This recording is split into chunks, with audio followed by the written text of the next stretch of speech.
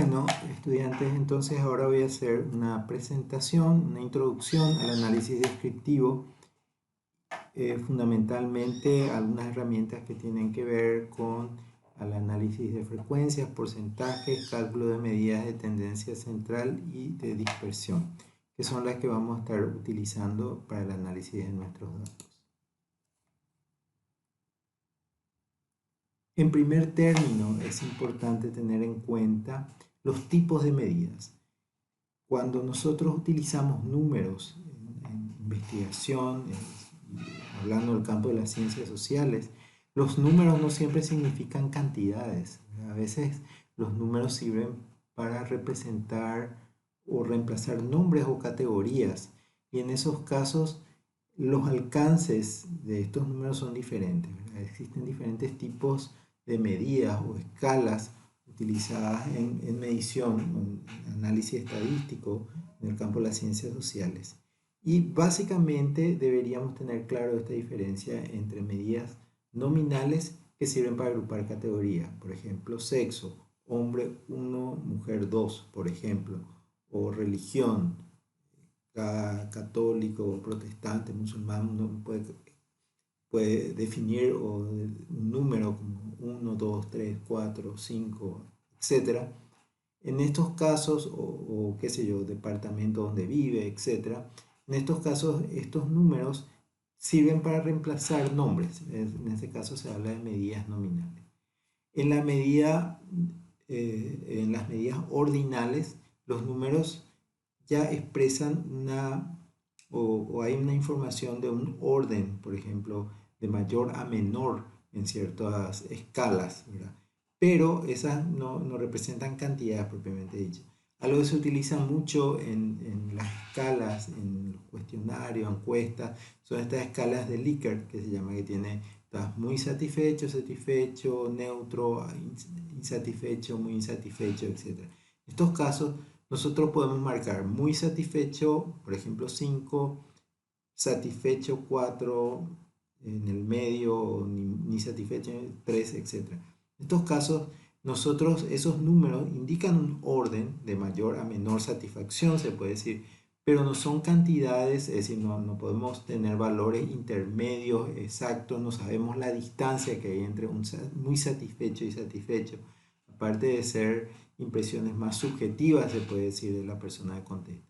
Pero si nosotros tenemos una escala de 5 puntos y encontramos que, qué sé yo, que el 90% está muy satisfecho, por ejemplo, con un software o con un curso o algo así, eso dice algo acerca de la insatisfacción. Pero te da una información de un orden, digamos, pero hasta ahí llega. Las medidas de intervalo, sin embargo, ya representan eh, eh, escalas, uso de escalas. Pero la característica fundamental de las medidas de intervalo es que el punto cero es arbitrario. Eso significa que uno establece una escala y esa escala, digamos, que impone a ese hecho o fenómeno a estudiar, pero de manera arbitraria. El ejemplo más clásico que siempre se da en todos los textos es el de la temperatura, ¿verdad? No existe la temperatura cero, es decir, tenemos en nuestras mediciones 0 grados, ¿verdad? Por ejemplo, podemos decir que la temperatura hoy es de 0 grados Celsius. Sin embargo, eso no significa que hay ausencia de temperatura. Es una escala, por ejemplo, en Celsius, que se marca entre temperaturas por encima de 0 grados y por debajo de 0 grados. Lo mismo sucede en una escala de Fahrenheit, pero fíjense que en Fahrenheit y Celsius los ceros están puestos en diferentes lugares. Son escalas arbitrarias, pero ya son escalas de medición. Eso sucede con muchas escalas que se utilizan, por ejemplo, en el área, en temas de medición de actitudes, las pruebas intelectuales, etcétera, donde se pueden establecer esos valores, pero de una manera arbitraria. Por último, están las medidas de cociente o de razón, lo dirían otros autores, donde sí el cero es real, es decir, el cero significa la ausencia.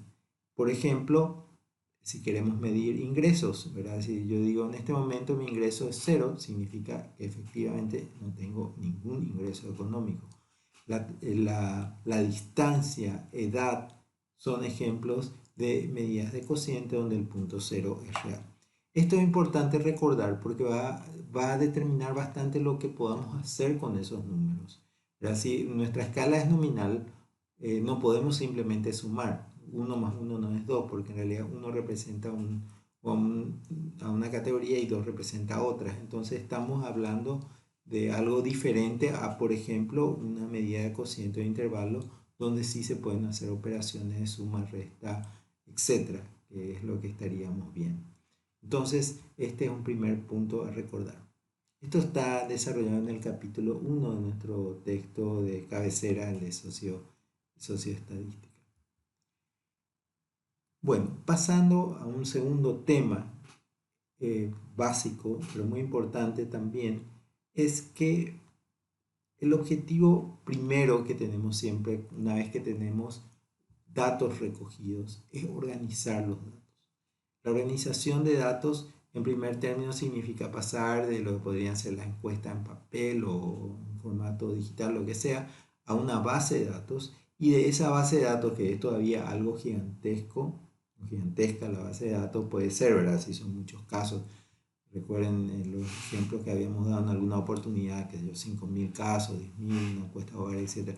Nosotros queremos de alguna forma compactar eso, algunas informaciones que nos permitan describir, que es justamente el objetivo de la estadística descriptiva, describir un fenómeno, una población, una muestra, lo que sea. Entonces, con el fin de obtener esta organización resumida, y se puede decir operativa en el sentido también que nos permita rápidamente entender los datos, ¿verdad? Y extraer información allí, básicamente trabajamos con tres tipos de distribuciones: las de frecuencia, la distribución de porcentaje y la distribución acumulada, puede ser de frecuencia acumulada o de porcentaje acumulado.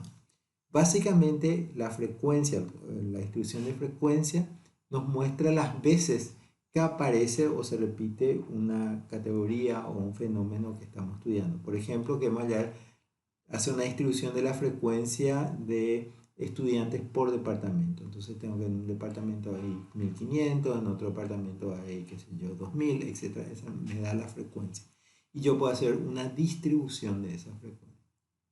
La distribución de porcentajes ya va un paso más allá, porque el porcentaje me permite establecer qué representa dentro del total de la población esa cantidad, ¿verdad? Básicamente en estadística hacemos cálculos de proporción y cálculos de porcentaje. En proporción, el total se calcula sobre la unidad. Entonces yo puedo decir el 0,8, ¿verdad? Que representa de 10 casos representa a 8 casos, por ejemplo, ¿verdad? En ese caso estoy hablando en términos de proporción. Y el porcentaje se representa, como todos sabemos, en base a la cantidad de 100. Voy a hablar no de un 0,8, sino voy a hablar de un 80% de los casos. Vamos a ver después cómo calcular los porcentajes, pero realmente es una operación muy simple, ¿verdad? Básicamente es una regla de 3, donde yo tengo, por ejemplo, una población, supónganse, de 10 casos. 10 casos representa el 100%, el total de mi población. De esos 10, por ejemplo, tengo 5 que tienen una característica particular, entonces tengo que multiplicar eso por 100 y dividir entre 10. Y en ese caso me va a dar 50%. Entonces es una regla de 3 simple, lo que me permite calcular el porcentaje. Y lo importante, a diferencia de la frecuencia del porcentaje, yo puedo comparar diferentes grupos o muestras o poblaciones, ¿verdad? Porque puedo tener poblaciones de diferentes tamaños, grupos de diferentes tamaños, pero la frecuencia no es comparable. No es lo mismo decir, tengo 10 casos de personas, qué sé yo, con alto rendimiento, de un total de 1.000 casos, es decir, tengo 10 casos de personas de alto rendimiento, de un total de 50 casos, es decir, representan cantidades, esas cantidades son muy diferentes. No puedo comparar directamente las frecuencias, pero sí puedo comparar los porcentajes. Los porcentajes sí ya son comparables justamente independientemente del tamaño de las poblaciones. Y por último, la distribución acumulada, que vamos a ver un ejemplo, me permite ir sumando las diferentes categorías, digamos, o valores en una distribución nominal, ¿verdad? Hasta llegar a 100. Por ejemplo, yo puedo tener personas muy insatisfechas, poco insatisfechas o insatisfechas. Quiero ir sumando esas. Entonces tengo 30% insatisfechas, muy insatisfechas, y 20% insatisfechas, me suman 50. Si a eso le quiero sumar la categoría neutro, que supónganse tengo 20, entonces ahí ya sumo esos 20. Entonces la distribución acumulada lo que va es sumando los casos, los porcentajes en una distribución. Y es algo que puede ser útil, sobre todo cuando uno quiere ir agrupando ciertas respuestas, ¿verdad? De una manera que permitan sacar algunas conclusiones o transmitir un resultado con más sencillez y claridad. Yo creo que a esa idea de resumir y operativa de los datos hay que agregar esta idea de claridad y sencillez en la transmisión de los resultados.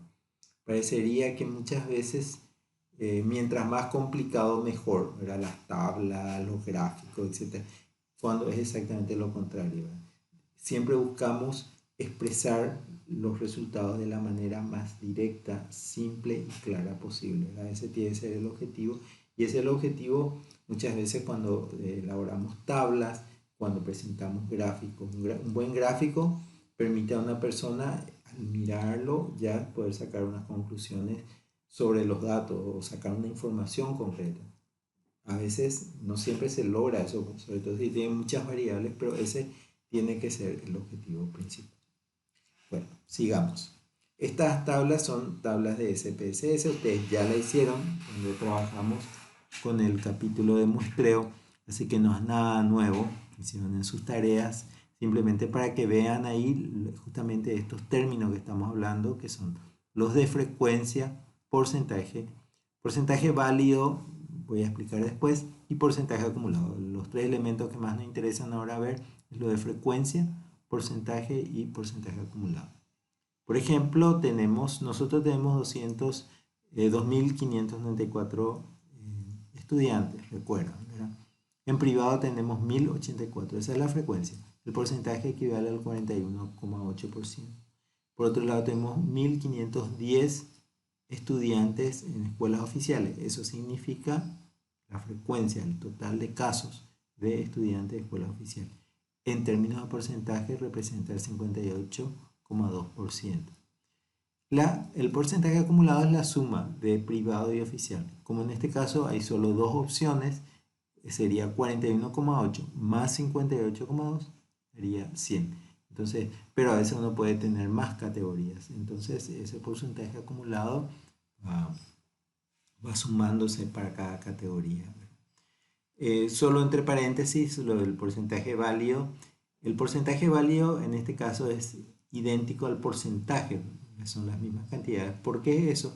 Porque no hay ningún caso perdido, ningún missing, como se utiliza en inglés, ¿verdad? Que son los casos perdidos en mi base de datos. Eso es bastante raro, es porque es una base de datos que la trabajé para el curso, ¿verdad? Pero generalmente en la vida real se puede decir, encontramos siempre que hay gente que no completa todo, o no se carga una información, entonces van quedando algunos huecos, algunas celdas vacías. Entonces allí hay una diferencia entre el porcentaje y el porcentaje válido. El porcentaje válido, el porcentaje se calcula siempre sobre el total de casos. El porcentaje válido sobre el total de respuestas dadas. Es decir, por ejemplo, podemos tener 2.594 casos, pero supónganse que de estos 2.594, no sé, 100 no respondieron a qué sector pertenece su escuela. En ese caso, el cálculo del porcentaje de válido no se haría sobre 2.594, sino se haría con 100 menos, es decir, con 2.494 casos. Sobre eso daría el porcentaje. Entonces ahí podríamos tener sí una variación entre lo que es el porcentaje y el porcentaje válido. Pero es muy simple, ya ustedes lo hicieron, es cuestión de mirar un poquitito la tabla y ver qué representan o qué expresan esos valores. Lo mismo en la tabla abajo, que también es conocida por ustedes, que hice la frecuencia o la tabla de frecuencia y porcentaje por zona. Aquí agregué un elemento más, justamente lo de la tabla de contingencia, que es una función después. Voy a grabarle también un pequeño video demostrativo ya con el SPSS. Pero quise adelantar esto porque es algo útil, que es justamente esto de las tablas de contingencia. En inglés se dice crosstab. Le digo en inglés porque algunos de ustedes a lo mejor tienen software en inglés, ¿verdad? Eso aparece a veces en los informes de esta forma. Eh, Comúnmente decimos vamos a cruzar variables, ¿verdad? Así, cuando uno no quiere ver solo la distribución o la frecuencia de una variable sola, sino de variables que se combinan, ¿verdad? Lo más fácil o lo más lógico, lo más comprensible es combinar dos variables. A veces cuando uno puede combinar 3, 4, ahí ya se complejiza mucho el cuadro, ¿verdad? Pero también es posible, ¿verdad? En este caso, lo que hice fue combinar las variables sector, que era privado oficial, con la variable zona, urbana, rural. Fíjense que tenemos en este caso 1057, ¿qué cosa? Estudiantes de zonas urbanas en escuelas privadas. Y tenemos 1279 estudiantes en zonas urbanas en escuelas oficiales. Por otro lado, tenemos en zonas rurales, tenemos 231 estudiantes en zonas rurales en escuelas oficiales y solo 27 estudiantes en zonas rurales de escuelas privadas. Bueno, estas cantidades no representan la población estudiantil paraguaya, pues uno ve, no es muy lógico estos números, sino específicamente eran los que participaban en un programa, como les había comentado, que era un programa de enseñanza de matemáticas. Esto se llama tabla de contingencia, muy fácil y muy útil de hacerla con SPSS. La de abajo es la misma tabla, pero a la que le agregué porcentajes, tanto porcentajes de las columnas como el porcentaje de las filas. Por ejemplo, ahí vemos, tenemos la misma cantidad, 1057 estudiantes en colegios privados urbanos. Eso representa, si nosotros miramos de manera horizontal, vemos que tenemos 1057 estudiantes privados urbanos y 27 estudiantes privados rurales. El primer porcentaje, 97,5, representa a ese 1057, es decir, 97,5% de los estudiantes del sector privado están en zonas urbanas y 2,5% de los estudiantes del sector privado están en zonas rurales. El otro porcentaje, 45%, es para hacer una lectura vertical. Fíjense, entonces sería 45% de los estudiantes urbanos, se puede decir, están en el sector privado y 54,8% de los estudiantes urbanos están en escuelas oficiales. Entonces, ahí vemos. Si miramos la otra columna, que sería los estudiantes rurales, vemos que 10,5% de los estudiantes rurales están en escuelas privadas y 89,5% de los estudiantes de escuelas rurales están en escuelas públicas. Mirando esta población, abstrayendo un poco y pensando sobre esta población, podemos decir que en las zonas urbanas está bastante equilibrada la distribución entre estudiantes privados y oficiales, más o menos, no tan así, pero casi miti-miti, se puede decir, 45 en uno y 55 en otro, ¿verdad? Redondeando. Sin embargo, al mirar las zonas rurales vemos que gran parte del peso o cantidad, en términos de cantidad de estudiantes, están en escuelas oficiales. El 90%, redondeando, de nuestros estudiantes rurales están en escuelas oficiales y 11 o 10% en escuelas privadas. Bueno, eso es un ejemplo entonces también de un análisis de frecuencias y porcentajes, solo que en vez de hacerlo por variable, en este caso ya es una combinación de variables, que en esto, justamente para hacer esto, se utiliza lo que se denomina una tabla de contingencia, ¿verdad? O crosstab, en términos en inglés, ¿verdad? que es una función que voy a mostrarle más adelante, se puede hacer con el SPSS.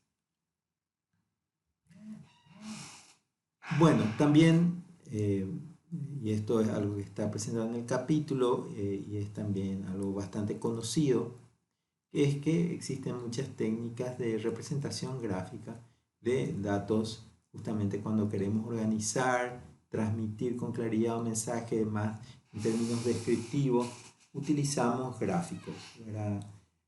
Yo no soy tan fanático de llenar los informes de gráficos, me parece que los gráficos son buenos en la medida que facilitan la lectura, ¿verdad? No simplemente por una cuestión de cargar de dibujitos, ¿verdad? Que muchas veces confunde antes más que me ayuda. Pero sin duda los gráficos son una herramienta importante, ¿verdad? Otro pequeño detalle es que lo que yo suelo hacer es armar mis tablas como estas de frecuencia o tablas de contingencia en SPSS y las llevo después a Excel, que tiene más opciones gráficas que SPSS, pero es una opción. De todas formas, también SPSS tiene gráficos. Algunos están de hecho solo en SPSS. Son más fácil hacerlo en SPSS. Así que bueno, simplemente para tener en cuenta esa posibilidad. Y ahí vemos diferentes. Cuando hablamos de distribución de frecuencia y porcentaje, los histogramas son los gráficos más utilizados, ¿verdad? Que son como una distribución que muestra cómo están en general todos los datos dentro de lo que sería, por ejemplo, la distribución por edad, por ingreso, etc. Uno espera o desea que eso tenga la forma de una campana, el histograma, que es, después vamos a ver, una distribución normal que conceptualmente o teóricamente es la base de mucha de la estadística. Vamos a estar hablando en clases posteriores cuando hablamos de estadística inferencial. Los polígonos de frecuencia es una línea que se traza alrededor de los, dentro de un histograma, de los puntos medios de cada barra de un histograma. Las ojivas son ya líneas que se establecen a partir de los valores de una distribución acumulada, eso es, que puede ser frecuencia acumulada o un porcentaje acumulado, y permite también ir agrupando y entonces poder establecer cortes así visualmente muy, muy buenos. ¿Verdad? Las barras también conocemos, barras o tortas, ¿verdad? Que las barras se usan mucho cuando son pocas las categorías, por ejemplo, una distribución por sexo, por zona, etcétera. A lo mejor con 2, 3, 4 barras se puede poner toda esa información. Y lo mismo sucede con las tortas. Voy a mostrarle, este es un gráfico hecho en SPSS, después vamos a reproducirlo cuando practiquemos en el programa. Está una de las funciones de SPSS de gráfico. ¿Y esto qué es? Esta montañita son los valores justamente de distribución de los puntajes de los estudiantes en nuestra base de datos que vimos en la clase 5. Es decir, recuerden que esta es una base de datos ya estandarizada, no son valores brutos. Y una desviación de 100, ¿verdad? Y sobre eso se hace un ajuste, digamos, de esa distribución, por eso tiene una forma casi ideal, que es justamente eso yo le decía, que es la forma de la campana, ¿verdad? Lo que vemos acá, las barras, vendría a ser la distribución de los valores, ¿verdad? Los valores que serían los puntajes y la cantidad, ¿verdad? La frecuencia es la cantidad de casos que tienen esos valores. Y la línea representa lo que le había mencionado como polígono de frecuencia, son los valores. Esa línea se traza a partir de los valores medios de cada barra, ¿verdad? Y ahí da esa distribución, ¿verdad? Después vamos a hablar de lo que es la media y la desviación estándar. Pero básicamente quería mostrarles cómo es un histograma, que es uno de los gráficos que más utilizamos en estadística. Esta vendría a ser esta ojiva que le decía que son los valores. Es también un gráfico hecho en SPSS. Aquí puse, siempre con nuestra misma base de datos de estudiantes, la cantidad de respuestas correctas. El cuestionario tiene 30 preguntas, ¿verdad? Y entonces va de 1 a 30, eso van a ver en la línea abajo, horizontal, ¿verdad? Que hay personas que respondió solo una pregunta correctamente, otras 2, Y lo que está de manera vertical son las frecuencias acumuladas, es decir, la cantidad de casos que tiene esa característica. Recuerden que hablamos de un total de 2.500 aproximadamente, un poco más de 2.594, ¿verdad? Entonces, ese es el tope de cantidad. Pues yo tengo, si quisiera hacer un corte, más o menos veo que alrededor de 1.000 estudiantes solo respondió, no sé, estaría el estudiante alrededor de 8 o 9 preguntas, respuestas correctas, ¿verdad? Eso sería, o menos, ¿verdad? 1.000 estudiantes respondieron, sería 8 o menos respuestas correctas, ¿verdad? Eso sí, y entonces eso te permite agrupar, a lo mejor es el grupo de bajo rendimiento, ¿verdad? Yo tengo que 1.500 estudiantes respondieron aproximadamente 12 o menos correctas. 2.000 sería 15 o menos. No sé si va entendiendo, se va sumando el 1 al 2, si hay gente respondió 1. Entonces eso permite ir agrupando los datos, digamos, en este sería a los estudiantes de acuerdo a la cantidad de respuestas correctas. La frecuencia de estudiantes de acuerdo a la cantidad de respuestas correctas en el test. Bueno, esto es un ejemplo entonces de una ojiva, ¿verdad? Que es un gráfico que se hace con valores de frecuencia, puede ser también de porcentaje acumulado. Si es porcentaje acumulado, nuestro total va a ser 100, ¿verdad? Va a ser de 0% a 100%.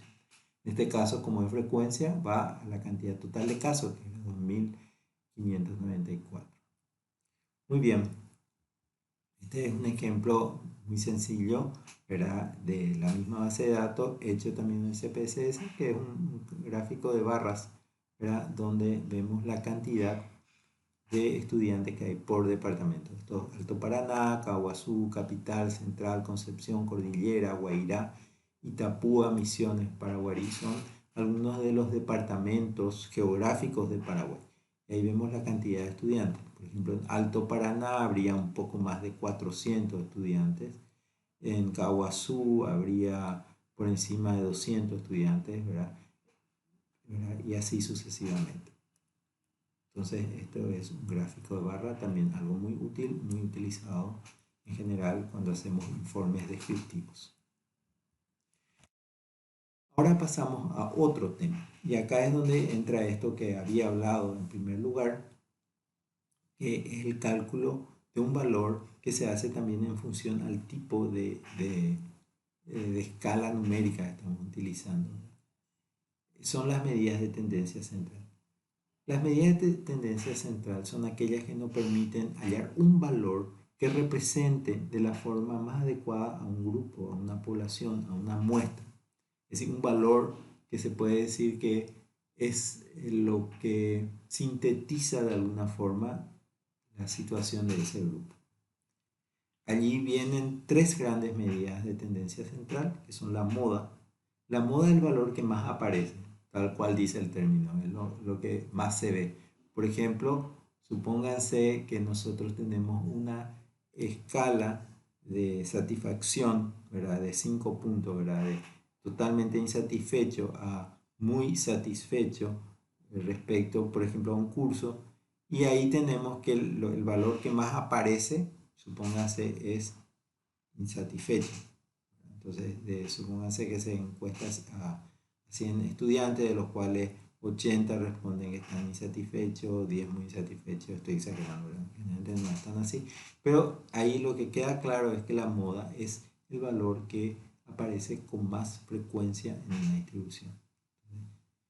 La mediana, por otro lado, es también un concepto muy sencillo. Es ordenar los valores de menor a mayor o de mayor a menor, pero ordenarlo de manera secuencial. Y la mediana es el valor del medio, el valor central en esa distribución que uno hace de menor a mayor o de mayor a menor. Entonces, si yo pongo, por ejemplo, y tengo una escala, supónganse de edad, ¿verdad? De estudiantes. Y tengo estudiantes que van entre 30 años a estudiantes que yo de 70 años, ¿verdad? distribuyo, o sea, de 30, 31, bla, bla, bla, bla, hasta 69, 70.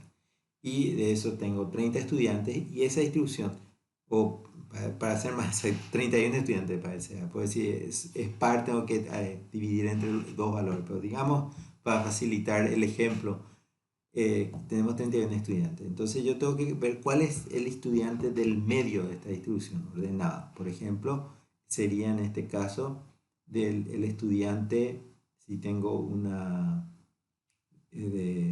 distribución de, de 30 o 31, puede ser 15, el valor en medio, ¿verdad?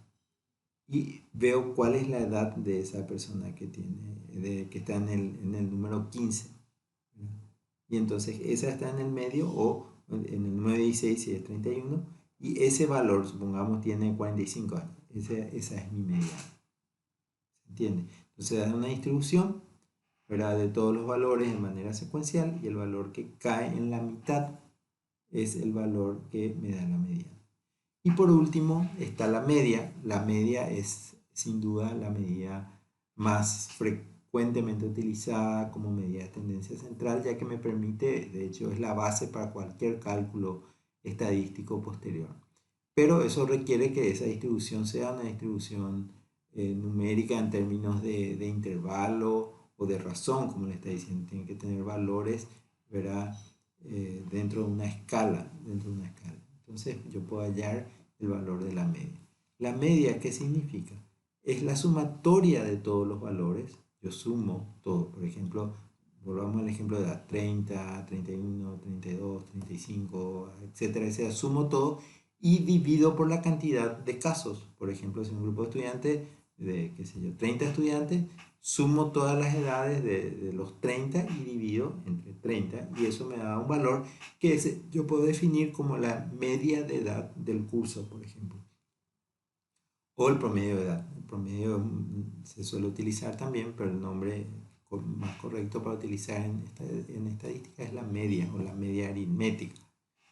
Entonces recordemos que estas son tres medidas de tendencia central, ¿verdad?, que sirven justamente para expresar las características de un grupo estudiado.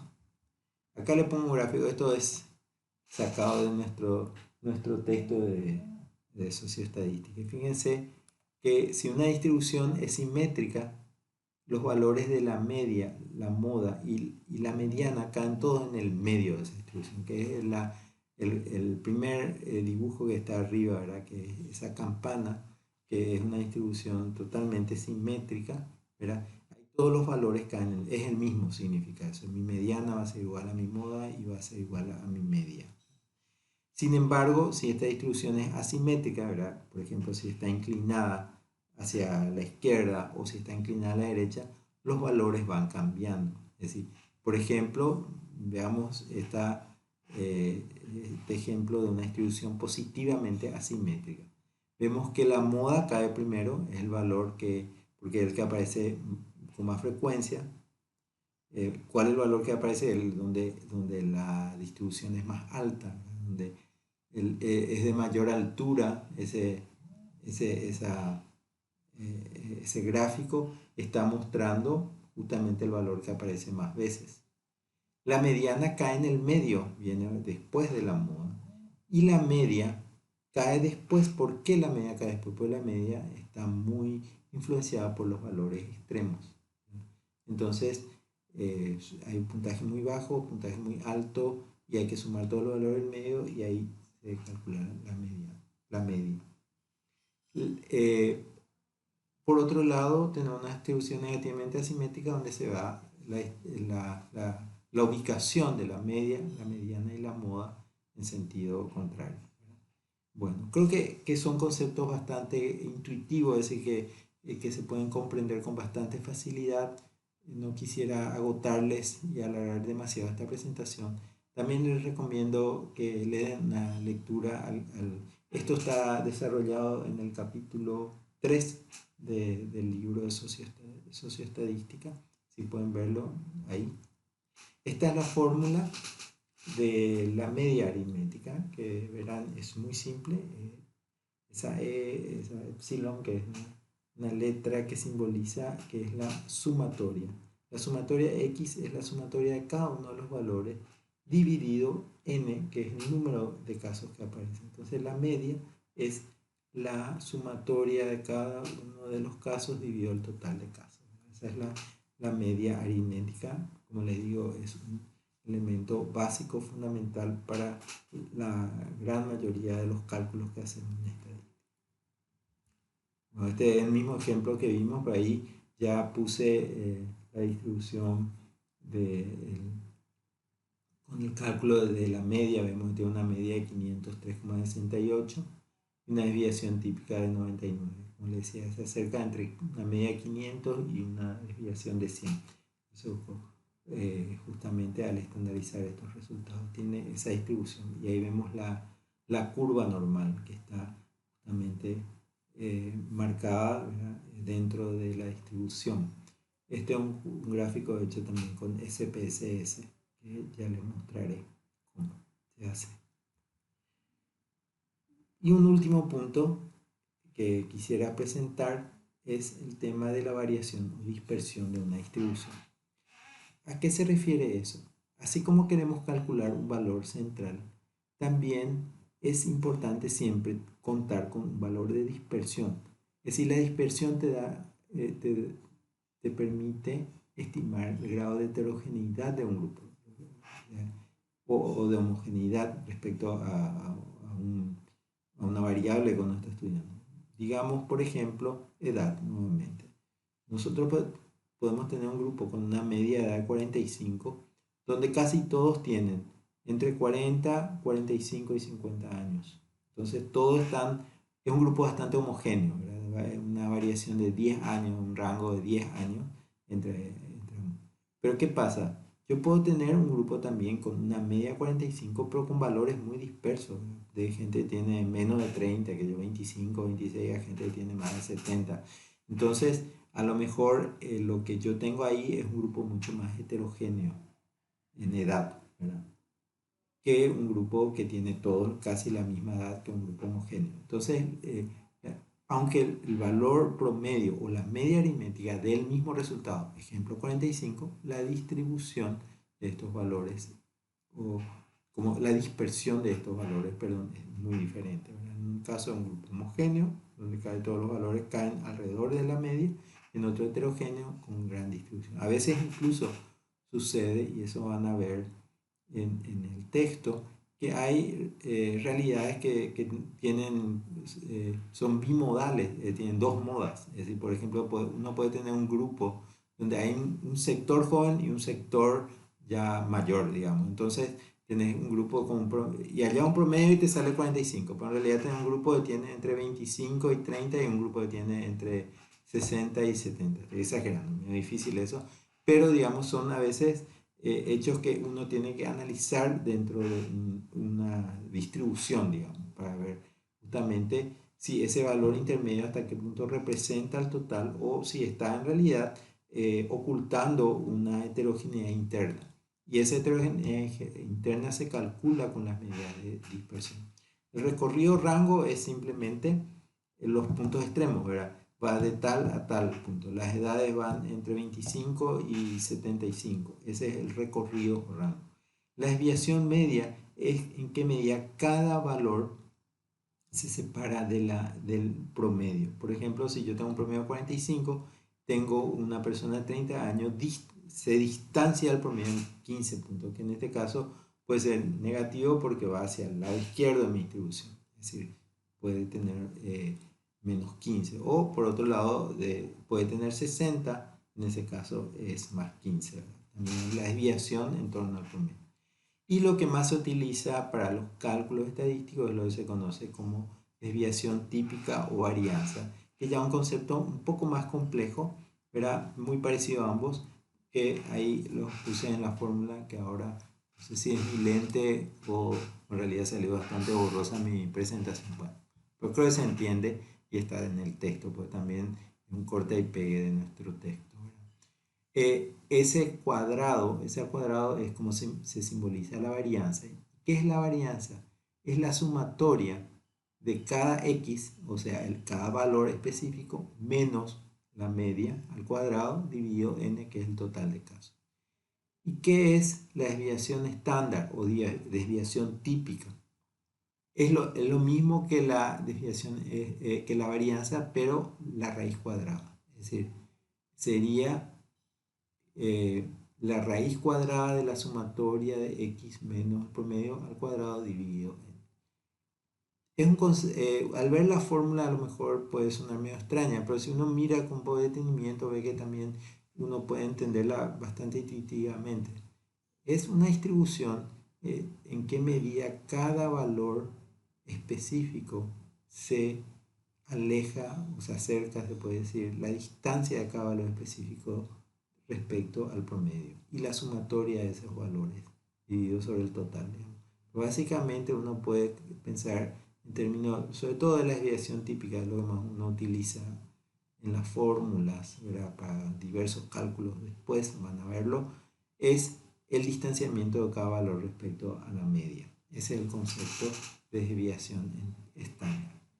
Esto uno lo puede calcular manualmente, ¿verdad? Tanto la media como la desviación. No es para nada mala idea. Yo pienso que el cálculo manual de por lo menos estas fórmulas básicas estadísticas es una forma en que a uno parece se le queda mucho más claro el concepto. En la práctica ya no lo hacemos manualmente, ¿verdad? Si hablamos de una población, una muestra ya grande, usamos base de datos que en segundos nos dan ya los resultados, ¿verdad? Pero no deja de ser interesante entender la fórmula. Entender la fórmula pues nos permite comprender el concepto y el hecho de practicar con la fórmula nos ayuda, parecería, a fijar o clarificar aún más el concepto mismo que estamos tratando de analizar o estudiar. Bueno, ya como para ir yendo hacia el final, digamos, de esta presentación, quisiera mostrarles cómo uno hace en SPSS. Después, como les dije, voy a preparar un video con una imagen que pegué en el PowerPoint. Y acá pueden ver que tenemos, por un lado, nuestra base de datos estudiantes que ya utilizamos. Y ven que hay una función que está marcada ahí en amarillo, que es la ventana que abrí, que se llama analizar. Dentro de la función analizar están todas las operaciones estadísticas que uno puede hacer con SPSS. Cada una de estas operaciones otra vez te abre otras ventanas. En todo caso, nosotros queremos irnos donde dice análisis descriptivos. Dentro de análisis descriptivo, nuevamente nos vamos a donde dice descriptivo. Ya habíamos hecho frecuencia, recuerden, que es el que está arriba de descriptivo, ¿verdad? Que nos salen las tablas de frecuencia y de porcentaje como la que también incluí en esta presentación. Pero en este caso yo quería que nos vayamos ahí donde dice descriptivo, ¿verdad? Y una vez que le damos un clic ahí en descriptivo, nos va a abrir una ventana que es la que está ahí en el medio, donde yo puedo elegir mi variable. En este caso yo elijo la variable puntaje, pues yo quiero justamente ver el promedio y la desviación estándar de mi puntaje. Al marcar puntaje, llevo puntaje en la segunda casilla y le puedo marcar opciones. Y en opciones yo marqué para que ustedes vean dónde está la media. La media aritmética es la que está marcada con un OK, digamos, con la rayita del check, digamos, es decir que esa va a ser eso. Y también está marcado como dispersión, desviación típica, desviación estándar, ¿verdad? Que, como generalmente se conoce, y también está marcado los valores mínimo y máximo, ¿verdad? Entonces uno puede cambiar esto, ¿verdad?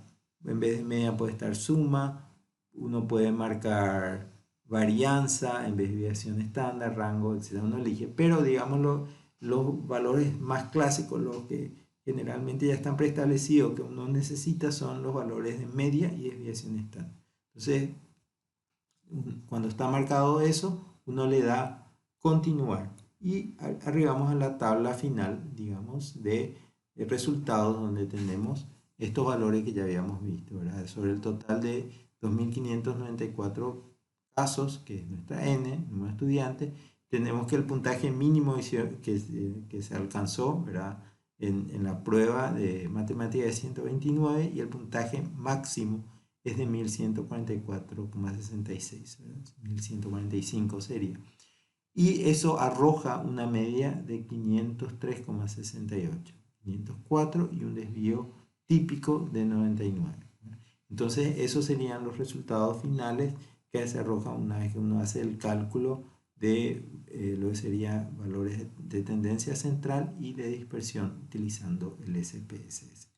Bueno, yo dejo aquí ahora la presentación. Voy a hacer esta misma demostración ya directamente abriendo mi archivo de SPSS simplemente para fijar esto y espero que haya quedado claro. Yo creo que para muchos ya es algo conocido, pero sobre todo me pareció importante tener una presentación así detallada para las personas que están introduciéndose al campo de la investigación cuantitativa y el uso de estadística y el uso específico del SPSS.